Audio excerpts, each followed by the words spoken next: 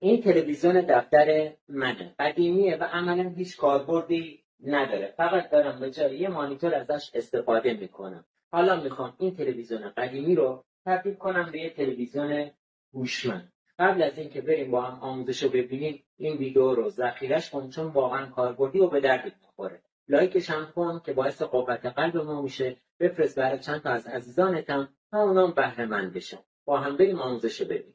این روش رو یکی از دوستام که کارشناس الکترونیکه بهم یاد داد، چطوری از این پورت USB که پشت تلویزیونم هست استفاده کنم. دیگه لازم نیست از هیچ دستگاه تیوی باکسی استفاده کنم.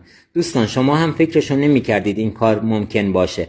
پس دوباره عرض میکنم این ویدیو رو سیوش کنید و همین الان واسه دوستانتونم بفرستید، چون میخوام بهتون نشون بدم. دوستان اگر یه پورت کوچیک USB و یه سر تایپ C دارین، اول از همه شارژر گوشیتون رو بردارید، این کابل رو در بیارید و وصلش کنید به پشت تلویزیونتون و همونطور که نشونتون میدم وقتی همه چی رو درست وصل کردید، گوشیتون رو بردارید و سر دیگه‌اش رو هم وصل کنید به گوشیتون و بعد با استفاده از این سایت همونطور که دارید میبینید گوشیتون رو تبدیل میکنید به یه تیوی باکس اندرویدی و یه کلیک بکنید این اپ رو نصب کنید روی گوشیتون و اینجا بزنید روی کانورت. این گزینه اول رو انتخاب کنید و بعدش دوستان گلم اینجا 4K رو انتخاب کنید. یه کوچولوی دیگه هم اجازه بدید و بعدش فقط کافیه بزنید روی این دکمه کوچیک سبز.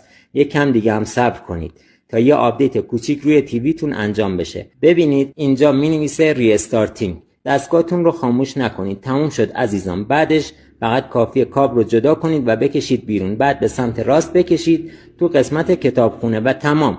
الان شما هم تلویزیون قدیمیتون رو تبدیل کردید به یک تیوی باکس اندرویدی و از همه بهتر دیگه هیچ هنگی در کار نیست. اگر میخواید